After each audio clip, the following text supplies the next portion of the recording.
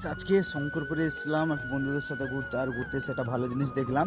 তো চলো তোমাদেরও দেখায়। ওই দেখো জিনিসটা দেখো, দেখতেই পাচ্ছ স্টার পিস এটা, ঠিক আছে? এই ওটাতেও ভয় লাগছে।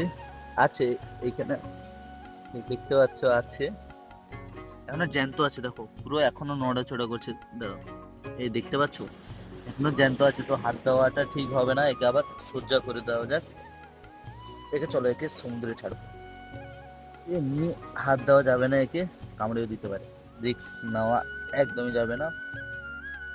সমুদ্রে ছেড়ে দেখা যাক এ যায়। আর এখানে আর একটা পড়ে আছে, অনেক অনেক চারদিকে অনেক অনেক পড়ে আছে।